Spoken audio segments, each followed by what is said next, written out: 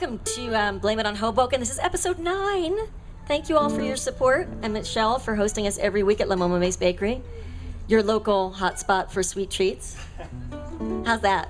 That's good. Hotspot. And if you need a wedding cake, even if you're not getting married, I would suggest that you get it from her. A divorce cake. How about a cake? Just a cake. Birthday cakes. She also does little like cupcake cakes. So on my birthday, I get a guitar made out of cupcakes. It's pretty awesome. We'll wait for you to come back. You do Blame It on Hoboken. It's called Blame It on Hoboken. And we play it every week. I know, we like to keep it simple. That way you can be like, oh, I know what this is. 1, 2, 3, 4.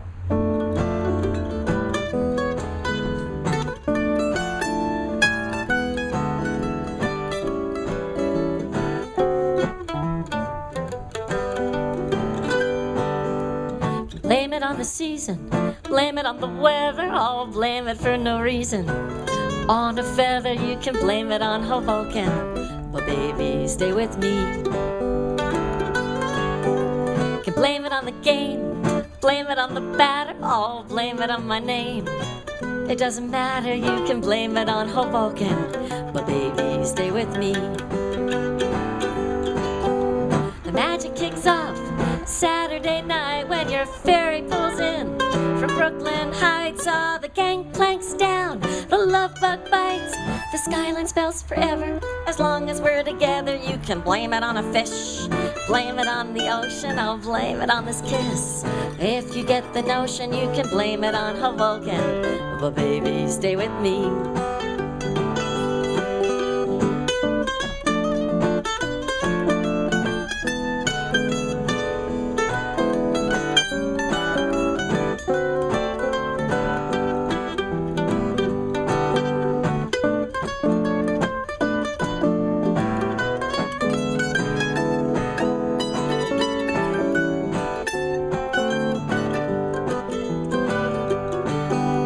Magic kicks off Saturday night when your ferry pulls in from Brooklyn Heights. All the gangplank's down, the love bug bites, the skyline spells forever. As long as we're together, you can blame it on a fish, blame it on the ocean, I'll blame it on this kiss. If you get the notion, you can blame it on Hoboken, but baby, stay with blame it on Hoboken. But baby, stay with blame it, but don't tame it. Write our names and flame with it. No 2 days the same on it. Stake a claim for fame on it. Blame it on Hoboken. But baby, stay with me.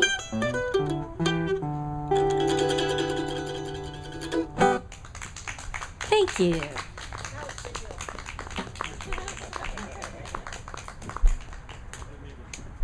For those of you who are new to the story, and those of you who missed last week, and those of you who have seen every episode, you're all here. I love you all.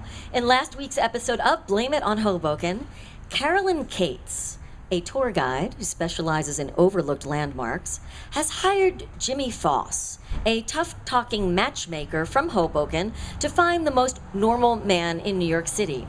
She's doing this because she's rediscovered Euclid's formula of perfect numbers in the wake of her latest breakup in an old high school yearbook. And according to Euclid, perfection, a perfect number, the most beautiful thing that we can aspire to in math and perhaps in life, if you're Euclid, is the product of a prime and a square. And in her rebound state, Carolyn has figured out that she's a prime. She's 31 years old. And that love, true love, is a perfect number, is the most beautiful thing she could ever hope for. And so what she needs to find is a square to complete the formula in the next 2 months before she turns 32. But she's on a tight time frame, which might be why she's hired Jimmy, who is a man that only she can see. Now, Jimmy matches Carolyn with a very normal man, who Michelle and I love, named Ned Allen. We love Ned. And Jimmy's helping Carolyn to take the 5 steps to love with him before her next birthday. But when Carolyn tries to reunite Jimmy with his family as a thank you gift, Jimmy disappears. Her deadline for love is running out, but luckily, Ned Allen has just come back in town, and it's time to take the next step to love with him. And that is what Carolyn has in mind as she heads to Ned's family's house in the suburbs for dinner in episode 9 of Blame It on Hoboken. Chapter 17. Ned Allen's parents lived 30 minutes north of Manhattan, in the suburbs. It was an easy commute from Carolyn's apartment to their home. Subway train to the railway train, urban railway train to the suburban railway station, followed by a short walk to the Allens' house. In one way, Carolyn felt like she was heading to the Friends of Frank's Club. That's the Sinatra Impersonators Club in Hoboken, where she has met Jimmy. She feels like she's heading to the Friends of Frank's Club again. She felt terrified and fearless at the same time. Now, this combination of emotion was becoming familiar to her.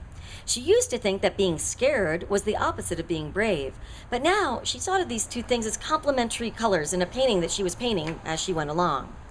"You can do it," Carolyn told herself as she walked up to the Allens' front door. "I mean, what's the worst that can happen?" Okay, the worst thing that can happen is really bad, but I mean, what are the chances of that happening? Okay, the chances are pretty big, but nothing will happen if I do nothing, and I need something to happen fast. She knocked on the door. "Hey there, Carolyn." Ned Allen opened the door. She leaned in to give him a hug. He stepped back into the foyers. So instead of hugging Ned, she ended up hugging the Allen's domestic air instead. "Oh, I'm sorry," Ned said. "Were you trying to—" She nodded. He shrugged. They laughed. This kind of out-of-sync greeting had become part of their shared routine, too. It was their first inside joke, and it felt almost as good as a hug, even better in some ways. "I hope you like DIY dinners," Ned said. "It's make-your-own quesadilla night at the Allens. It's my sister's idea, but it's a family favorite." Make-your-own quesadilla? Well, that sounds like fun, Carolyn said, following Ned into the kitchen. "And whatever they're cooking smells delicious." "Hey, step right up." Ned's sister Malin handed Carolyn a plate. "We've got 3 kinds of beans and 4 kinds of meat on the stove. We got cheese, we got tortillas, and these vegetable-like things on the table. Make something you love or something you've never tried, or both. We cook with leftovers in mind." Wow, this is quite a spread, Carolyn said admiringly. "Hey, I'm serious. Don't be shy," Fallon Allen, Ned's other twin sister, said as Carolyn filled her plate. "The Allen sisters' motto is taste everything you can, in food and in life." You okay with al fresco?" Malin Allen asked Carolyn. "Who's al fresco?" Little Allie, the youngest Allen, had entered the kitchen and was arranging his plate with spoonfuls of everything. "Oh, al fresco, he's a figure of speech," his mother said. "Whatever, as long as he doesn't eat all the jalapenos," little Allie said. He took his plate outside to the wooden picnic table that served as the family's outdoor dining table. Now the adults spent the meal catching up. Ned described his latest trip, that is a custom office furniture sales rep, to a roundtable conference in Illinois. "And what was the topic?" his father, Allen asked. "Roundtables," Ned said. "People in our industry are pretty literal, but it was pretty interesting stuff. I mean, apparently round is the new square." Carolyn smiled at the word square. Ned intercepted the smile and sent one back to her across the table. Carolyn's heart did this little leap. She knew the chances were less than 50-50, and she reminded herself of that. Don't get your hopes up. But her heart was an optimist. It kept doing its little happy dance inside her chest. Everything was going fine for now, and the future looked even better. And even if the future didn't turn out to be better, her heart did a little two-step. It refused to worry about what if, at least for now. "And how is life in the tour biz?" Allen asked Carolyn. "Well, it's challenging, but really interesting." Carolyn described her latest project with a company called Righteous Records. "Someone hired you to find a hidden landmark that will inspire a hit song?" Ned's sister Fallon repeated Carolyn's words. "Couldn't they just hire someone to write a song?" Carolyn shook her head. "Oh, I'm sorry. Can you explain this to me, please?" Malin Allen asked. "I mean, if I want a loaf of bread, I go to the bakery, or maybe I bake a loaf, but I don't hire a tour guide. It makes no sense. I mean, no offense." "Would you let her talk?" Fallon Allen told her twin sister. "I hear you every day, and even if she's talking nonsense, Carolyn's our guest." "Go ahead, dear." Fallon waved her quesadilla at Carolyn with the green flag gestures of a crew pit boss waving a car racer back onto the track. "I admit, it sounds like a strange idea, but it has a precedent," Carolyn told the Allens. "You know that song, Arrow of Love?" Arrow of Love is the biggest hit of the spring in this book, and it was inspired by a landmark, which is Carolyn's favorite landmark. It's the grave site of the 19th century poet Enid Hobb. It's her favorite site in the city. "We love that song!" Fallon and Malin Allen shouted together. "Me too," their mother agreed. "I'm not so big on modern pop," Alan said, but that song does have a certain something. Well, that's the reaction that Righteous Records wants for their new song, Carolyn explained. Only it needs to be bigger. See, Arrow of Love was inspired by a local site, so they figure lightning will strike twice, Alan offered. Yes, only in a different place, Carolyn said. Yeah, good luck with that, Alan said. I could use a little good luck right now. Carolyn turned to Ned's nephew, little Allie, to switch the subject. And how was your day? She asked the little boy. I went to school. It was fine. We learned stuff, little Allie said. Can we have dessert now? He asked his mother. It's pie, he whispered to Carolyn. I really like pie. Me too, Carolyn said. Now, Ned's sisters insisted on cleaning up after dinner. You're a guest, so don't even ask to help, Malin said. And you're a host, Fallon said, pointing to her brother Ned. And you're our parents, she said to Alan and Ellen. And you, she pointed to little Allie, have homework to do. Quicker than Carolyn could say quesadilla, the Allens disappeared inside their home. Carolyn and Ned sat in silence for a moment. It was a comfortable quiet, Carolyn thought, after the storm of the Allens' dinner conversation. So, Ned said. So, Carolyn said, would you like a tour of the family garden? Ned got up from his seat. I'd love one. Carolyn smiled. She had met Ned while she was leading his family on a tour. Going on a tour with him leading it tonight felt fitting and fortunate. The Allens' garden was divided into 3 parts. There was a flower garden. Now, the flower garden is Malin's project, Ned told Carolyn.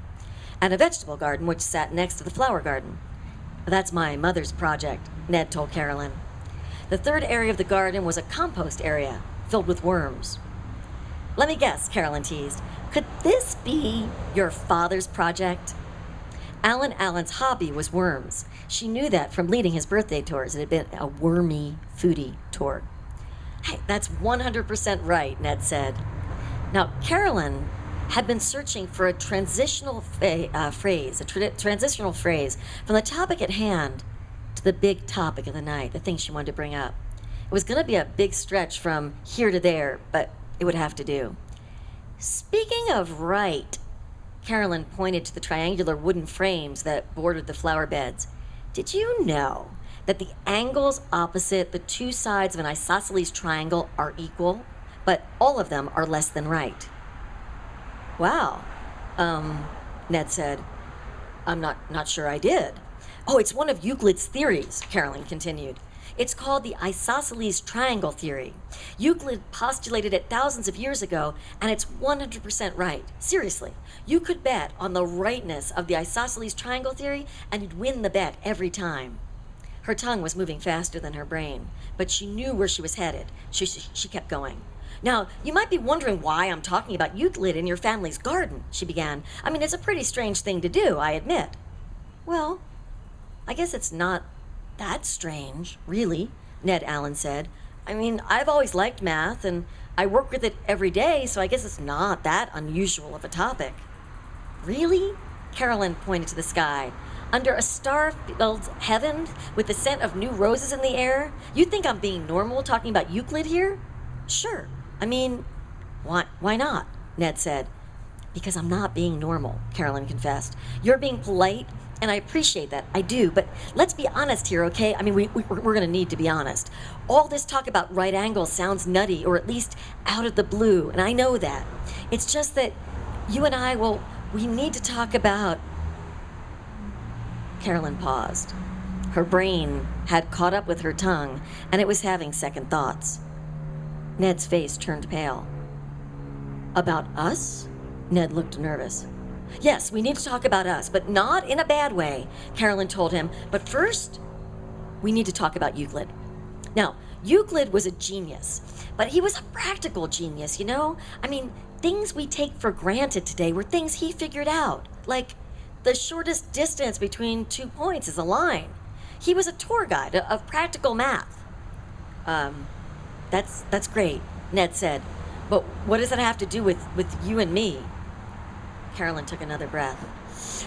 Well, Euclid, he had another theory. Well, actually, he had a ton of theories, but this is the one I want to talk about. It's Euclid's theory of perfect numbers. And, well, we're the variables in it, Carolyn said. Now, all we have to do is follow the rest of the formula and everything is going to be okay. Trust me. You've lost me, Ned said. The night was warm, but Carolyn felt cold for a moment. I really don't want to lose you, she said to Ned. Please, please, let me start again. And so in the Allen's garden, under a starlit sky, amid the scent of new roses, Carolyn Cates told Ned Allen everything she knew about Euclid's proof of love. She told him how she discovered the proof in the back of her high school yearbook on the night her boyfriend, William, had left her for Lila Alice Firstmeyer. A Firstmeyer Foundation Firstmeyer? Ned said. Wow, he's a lucky guy. Sorry. Anyway, Euclid, you found a proof of his in your high school yearbook? Oh, it wasn't just a proof, Carolyn said. It was the proof of perfect numbers. And it didn't just apply to math. You see, it's a roadmap to lasting love. Carolyn told Ned about Euclid's proof and how... You're the prime? Ned repeated. Look, I'm 31, Carolyn said. That's a prime. And love's the perfect number, Ned repeated. Correct. So who's the square? Ned said. Aw, come on. That's so not fair. Your parents said I was a different kind of guy, and thanks to that, I've been feeling cool for the first time in my life. And I have to admit, I like being cool. Being cool, it's cool, you know? Carolyn shook her head. Well, that's the point. In Euclid's world, being a square is cool. In fact, it means you're perfect. You're 1 in 12 million. Things do not get cooler than that. Ned looked at her. I sell things for a living, Carolyn, he said. You can't sell a seller on something that isn't true. But everything I'm saying is 100% true, Carolyn said, and I think you'll agree. The way we met is much cooler than your average boy meets girl story. And she explained that to Ned, too. She told Ned how she tried to find a truly normal square guy on her own, and how with 1 month left to go, she'd met a matchmaker named Jimmy Foss at a Sinatra Impersonators Club in Hoboken. Well, back up for a second, could you? Ned said, you met a matchmaker in a Sinatra Impersonators Club? I didn't know you liked Sinatra. Oh, I didn't, Carolyn said. I was there on business, but now I do. Trust me. And Jimmy Foss, well, he's the best. When he saw you at your dad's birthday tour, he knew you were the square we'd been looking for. Part of me feels I should be offended, Ned said. But on the other hand, it's not too bad being called perfect. That's Euclid's point, exactly, Carolyn said excitedly. Being a square is a great thing to be when you join forces with the right variable. And in your case, that's me. You see? Prime and square. Put us together, and you get perfection. Our meeting may seem random, but in Euclid's eyes, we're a proven combination. If we team up, we can't fail. Mathematically? Ned Allen said. Romantically, Carolyn said. Now, I apologize for keeping this part from you till now, but we've been taking the 5 steps to love since we met, and we've been doing great at all of them. The 5 steps to love, Ned said. Did Euclid talk about that in his proof? Jimmy Foss talked about it in the subway, Carolyn said. But to find true love, we have to do something, he said. We'd have to do something, give something, take something and make something. And it sounded crazy to me, and I told him that. But for the last few weeks, we've been taking those steps one at a time.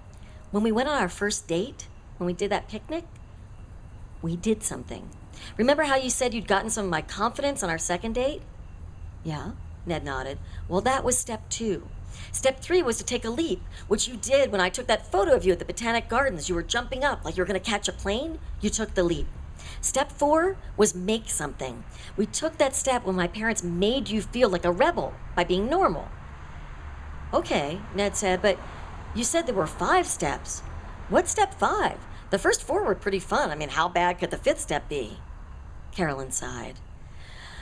We have to lose something we don't want to lose, she said. Oh, actually, that's pretty bad, Ned said.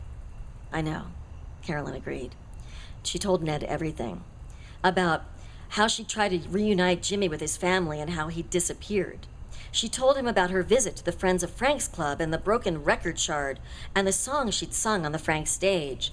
She told him about hiding 3 of Jimmy's childhood photos at her 3 favorite landmarks in the city, and the web page that her intern Wendy had created, and how none of these things, neither the song, nor the photographs, nor the web page had done what they were supposed to do. She told Ned about her deadline, and how much she loved his taking the 5 steps to love with her, and how sorry she was to have kept him in the dark about, well, everything. Jimmy, the steps, being a square to her prime. And she told him with all her heart what a truly wonderful man he was. Well, I think you're pretty great too, Ned said. Crazy, but great. I like that. I like you too. Carolyn smiled at Ned. Look, I don't know how to say this, but Ned began. I know. Carolyn took his hand. Me too. They sat there for another silent moment. So, here we are, Ned said. Here we are, Carolyn said. So, what's our next step? Ned turned to look at Carolyn. His nose was perfect, she noticed. Jimmy Foss has a broken nose. Her eyes filled with tears. Ned Allen, she said, I think we should get married. And she told him all the reasons why. It's a crazy idea, I know, but we're crazy people, right? Wow, Ned said. I mean, this is kind of sudden. And it's definitely crazy. I mean, crazy good or crazy bad, I don't know. But here's the thing. I mean, the old me would have said no to something like that. Or yes, and then no, or no, and then maybe. But one of the things I love about you is the way you make me say yes to the strangest things. It was Carolyn's turn to take a step back. I want to be clear about this, she said. We'll be taking a huge leap here, and it might not work out. That's true. Ned got down on one knee. But there's no one I'd rather take that step with. The stars winked above them. The roses bloomed beside them. The worms dug below them. Carolyn Cates, tour guide, confidence giver, Ned said, plucking a rose from his mother's garden. Will you? Yes, Ned, Carolyn said. I will. Hey, everybody! Little Allie called from the window overlooking the garden. Guess what I just heard? Uncle Ned's getting married. You kids are nuts, Alan Allen said as he pulled out the family's champagne glasses. And we couldn't be happier, Ellen Allen said, hugging Carolyn. A wedding, it'll change your life, Alan Allen said, filling each glass. It doesn't matter how long you planned for it. The clothes don't matter, the place doesn't matter, the food doesn't matter. Oh, come on, the twins protested. Okay, the food matters. But what really matters is standing there beside the one you love for all the world to see. Now, it takes guts, kids, but it's worth it. You two are taking the first step toward lasting happiness, trust me, Ellen Allen said. Honestly, Carolyn told Ned's mother, it kind of feels like step 6. Chapter 18. Ned drove Carolyn home in his parents' car. It was an out-of-the-way trip for him in many ways. He was staying with them, and he was leaving early the next day for a business trip out west. Normally, Carolyn would have taken the train, but the bride and groom had so much to talk about, the bride and groom-to-be had so much to talk about that they couldn't imagine being apart for a minute, much less an hour. Can you believe we're doing this? Ned asked Carolyn as he steered the car off the interstate onto Upper Broadway. I don't want to brag, but I'm pretty sure something this brave has never been done this quickly. We're the Lewis and Clark of love, Carolyn said, as she watched the streetlights flash by. They were hitting a string of green lights. It was like driving in a forest of neon trees, green, then yellow, then red behind them. Where should I turn? Ned asked. Oh, here, Carolyn said, pointing to a daunting-looking street that intersected the highway. Now, the first item on Carolyn and Ned's wedding to-do list was invite the guests. Some of their guests lived in unusual places, but Carolyn knew someone she thought could help them spread the word in a big way. A block later, she was pretty sure she saw their destination. Pull in here. Carolyn tapped the windshield. Please, she smiled. Adrenaline was making her giddy and a little bit jumpy. Are you sure this is where your expert lives? Ned said. It looks kind of creepy. I think this is where he works, Carolyn said. I think. Well, I like the way you think, Carolyn, normally, but... Oh, come on, Alan. Take the leap, Carolyn smiled at Ned. Oh, here we go. Ned drove into a grim-looking commercial garage. A man was standing by the soda machine. No fares, he said, as Carolyn and Ned approached. He pointed to the nearest taxi. The light on the top of it read, off duty. The man took a swig of his carbonated beverage. You get my drift? Then he said, and then he burped. No, we're not looking for a ride, sir, Ned said. Well, I don't buy drugs, if that's what you're selling, the man said. I believe in good, clean living. He took another swig of his drink and belched, even louder this time. No, we're not selling drugs, Carolyn told the man. We're looking for a driver. His name is Catan? Lucky you, the other driver said, pointing to a taxi, screeching to a stop in the garage. The driver's side door opened, and Catan stepped out. My miracle sire, Catan grinned and waved. You know this girl? The dyspeptic driver said. Do I know her? I have analyzed her size, Catan told his colleague. Tell me, my miracle sire, what good news brings you here tonight? Well, Carolyn said, that miracle sigh you heard me sigh in your cab, it was telling the truth. I'm in love. You should know that in addition to being a taxi driver, Catan is a sighhologist. He specializes in the language of sighs. That's what he's told Carolyn. And he can tell if someone is sighing a camus, a sigh of why, or a yak, which is a sigh that usually leads someone from a bar to get sick, or if they're sighing what he calls the miracle sigh, which is the sigh of someone who has found a lasting love. Carolyn has just told him that the miracle sigh he heard her sigh in his cab was telling the truth and she is in love. This is great news, Catan said. And who is this fine man standing beside you? Oh, this is Ned, Carolyn said. Ned, this is Catan, the man I told you about, the psychologist. If anyone can help us, Catan can. So, this is the right place. Ned sighed the kind of sigh that Catan would call a miracle sigh. Even you can hear, this is a sigh of lasting love, Kaczynski, Catan told the other driver. You have lost the bet. Admit it. You gotta be kidding me, Kaczynski grumbled. What time is it? 11:59. Catan said. It was a close call, I agree, but my friends have arrived before midnight. You can see that, and they have proved my case, as you can see. I don't know, Kaczynski said. The timing on this thing smells fishy to me. He burped again. Sorry, lady.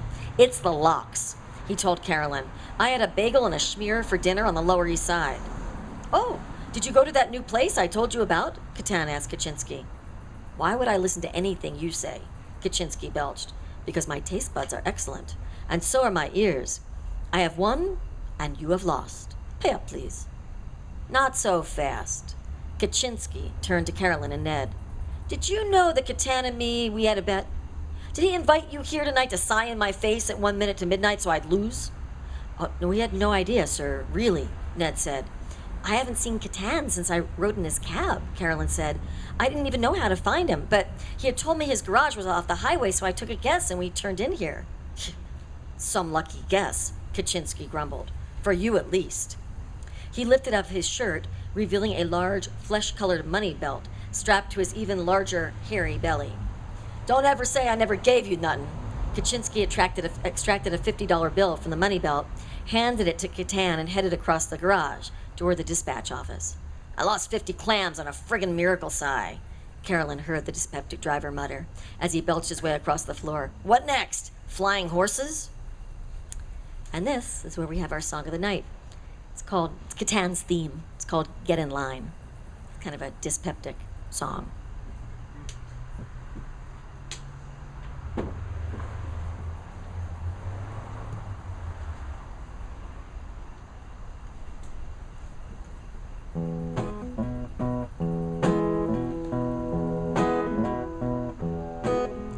Snail crossing the highway, robin flying by. Snail looks at the robin with one slow-moving eye. Snail says, if I had 2 wings like you, I'd be doing fine. You think you got troubles? Robin tells the snail, well, get in line. You think it's easy peasy, floating through the air when the whole world is watching up your underwear. Now, if I were a rainbow, I'd be doing fine. Aw, you think you get troubles? Rainbow tells the robin, get in line. Do you know how many photos I have to take each day? Each time they snap my arches, they strip some soul away. But if I were a mountain, I'd be doing fine. You think you got troubles? Mountain tells the rainbow, get in line. Oh, get in line. Yeah, get in line. We're hauling rocks. They're drinking wine. Look around. It's by design. We're working hard. They're doing fine.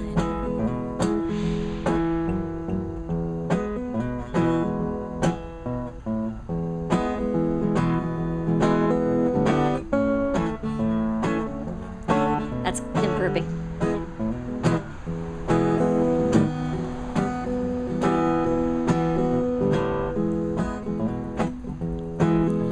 You know how hard it is to be the one that snows and gets damp on. You think it's fun to be the one to take 100 million crampons. But if I were a cloud, the mountain said, hey, I'd be fine.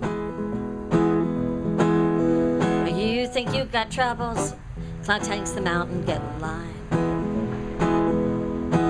Now the cloud says, you think I'm all fluffy, but up here life's a pain. When I'm not hauling vapor, I got a bladder full of rain. But if I were a snail, I'd be doing fine. Hey, you know what? Snail tells them all, you're right, compared to you, I'm doing fine. So get in line.